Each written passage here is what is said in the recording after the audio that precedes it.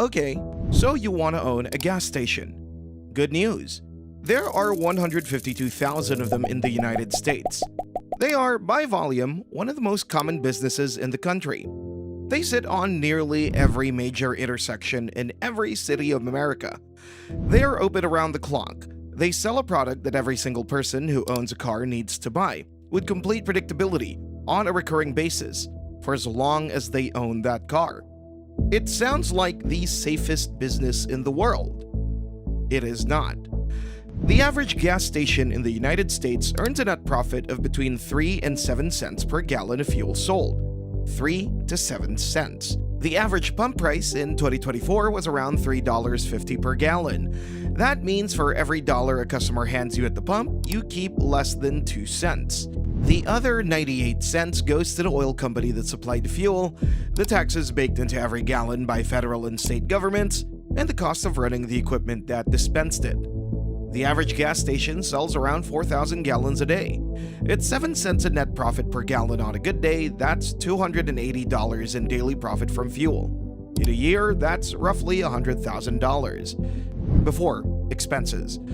By the end of this video, you will understand why the gas station, the business that generates $553 billion in annual U.S. industry revenue, that sells 80% of all fuel purchased in this country, that sits on the most valuable commercial real estate in every American suburb, makes its money on almost everything except the one thing it is named after.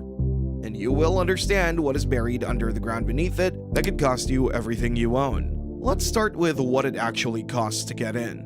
Building a gas station from scratch requires between $1 and $3 million in construction costs alone. That covers site preparation, the canopy over the pumps, the convenience store building, and the infrastructure that connects all of it. It does not cover the land, which in a high-traffic suburban location can run between $500,000 and over $1 million, depending on where you are building. And it does not cover the most important and most expensive piece of the entire operation, which is what goes underground. A gas station runs on underground storage tanks, USTs as the EPA calls them. Every gallon of fuel you sell passes through one first. A standard 10,000-gallon double-walled fiberglass tank costs between $25,000 and $40,000 per unit. When you add excavation, installation, piping, and the required environmental permits, the total expenditure for underground storage on a typical new station runs between $150,000 and $250,000. A station with multiple fuel grades, regular, mid-grade, premium, diesel, needs multiple tanks. The pumps themselves, 6 to 12 dispensers for a full-size location, cost between $15,000 and $25,000 each. Total equipment and tank costs, $300,000 to $750,000. Added up, land, construction, equipment, permits, environmental compliance, insurance, and the working capital to sustain operations for the first 6 months. The full cost to open a new gas station in the United States ranges from $1.5 million to well over $4 million.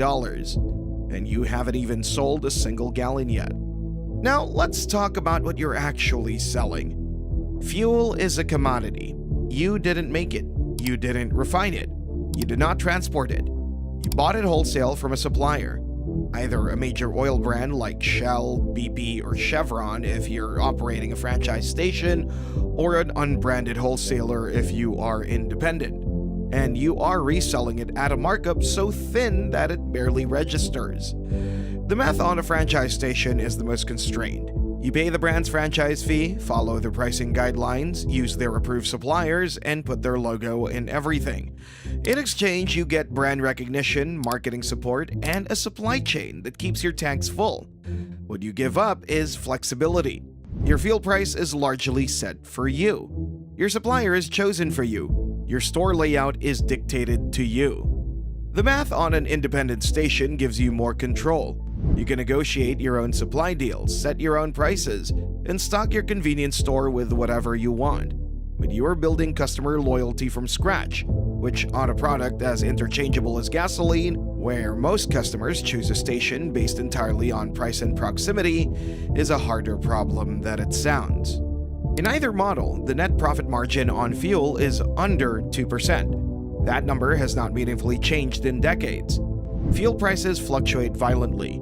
The price of crude oil can move 20% in a month, but the margin per gallon stays roughly the same regardless of whether the gas costs $2.50 or $4.50 at the pump. When the wholesale price goes up, you raise the pump price. When it falls, you lower it. You are a pass-through for the oil market.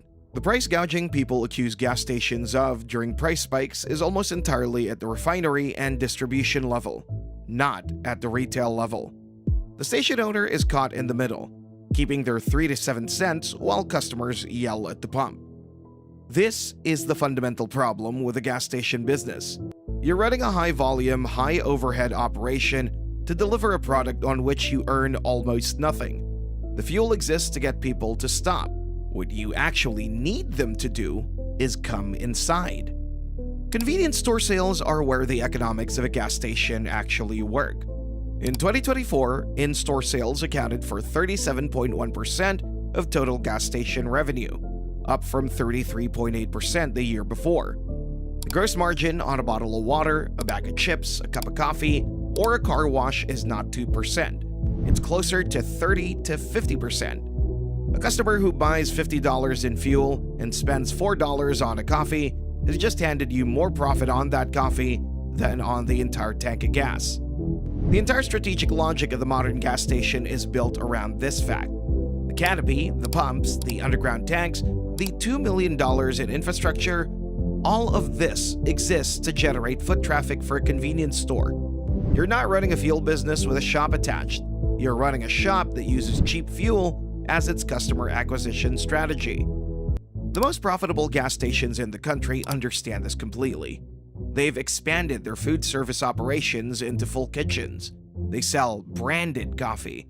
They have car washes attached, which carry their own strong margins and create a separate reason for customers to stop. They run loyalty programs that lock customers into returning to their specific location instead of the competitor across the street. Buc-ee's, the Texas-based chain with locations the size of small department stores, generates enough revenue from food service and merchandise that the fuel is almost incidental to the business. Their largest location has 120 pump stations and 80,000 square feet of retail space. They're not a gas station. They're a destination that sells gas. The average sole proprietor gas station is not Buc-ee's. The average owner of a single independently operated station, after fuel costs, payroll, utilities, rent or debt service, insurance, credit card processing fees, and every other operating expense, takes home somewhere between $60,000 and $150,000 a year. At a strong suburban location with good convenience store traffic, that number can reach $200,000 to $300,000. At a weak location, it can fall below $50,000. For a business that required $1.5 million to $4 million to open. Now, let's talk about what is underneath the ground. Every gas station in the country is sitting on underground storage tanks that are slowly aging. The useful life of a UST is 25 to 30 years. The EPA estimates that approximately half of all existing gas stations in the United States have storage tanks that are approaching or have already exceeded that threshold. These tanks corrode. They develop hairline fractures. They leak. When a UST leaks, the fuel does not stay contained. It migrates through the soil. It reaches the water table. It contaminates groundwater, which roughly half the US population depends on for drinking water. Thousands of municipal and private wells across the country have been permanently shut down as a result of contamination from leaking underground storage tanks. The EPA estimates the average cleanup of a leaking UST costs $154,000. That is the average. Cleanups involving groundwater contamination, which is the scenario that makes regulators move quickly, range from $100,000 to over $1 million. In some documented cases, they have exceeded that. There are currently more than 57,000 leaking UST sites across the country still waiting for full remediation. And here's the part that matters for anyone thinking about buying a gas station. Under federal law, the person in control of the property at the time of the leak is liable for the cleanup, not the previous owner, not the oil company that supplied the fuel, not the tank manufacturer. You. If you buy a gas station that has a tank leaking beneath the surface right now, and you would not necessarily know because the signs of a slow underground leak are not visible from the street, you inherit the liability the moment the deed transfers. Environmental due diligence before purchasing an existing station, which involves soil testing and phase assessments that cost between $15,000 to $20,000 on their own, is not optional. It is the difference between a business acquisition and a six-figure environmental cleanup obligation showing up 2 years after you sign the papers. Federal law also requires gas station owners to carry insurance covering cleanup costs for underground storage tank leaks at a minimum of $1 million per incident. For stations with aging tanks, obtaining that coverage on the private market is, in some cases, prohibitively expensive. Several states have created publicly funded programs to subsidize UST insurance precisely because private insurers will not touch the risk at any reasonable premium. The risk is so well understood and so widely distributed across the industry that it has become a line item in public budgets. There's a third problem with the gas station business, and it is the longest-term one. In 2024, electric vehicle sales globally exceeded 17 million units, accounting for more than 20% of all new car sales. In the United States, EVs accounted for roughly 10% of new car sales, a number that has been growing every year. A Boston Consulting Group analysis projects that up to 25% of fuel retail stations in the US could become unprofitable by 2035 as gasoline demand declines.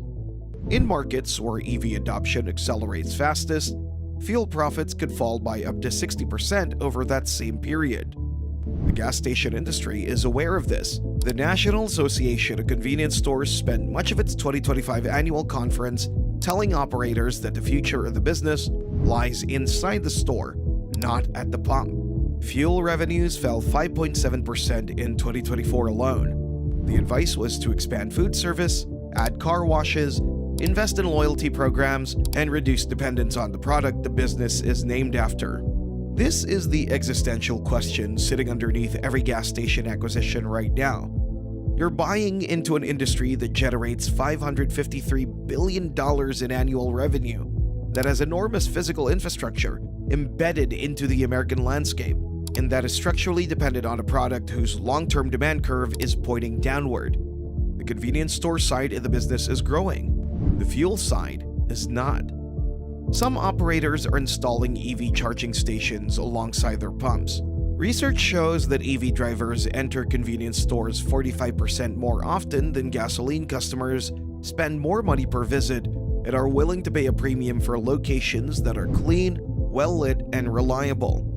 The 20 to 30 minutes an EV driver spends charging their car is 20 to 30 minutes they spend inside a convenience store.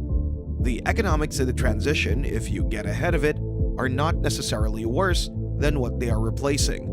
But the capital required to retrofit a gas station for EV charging, on top of the capital already invested in the original infrastructure, is another round of investment on a business that was already expensive to build.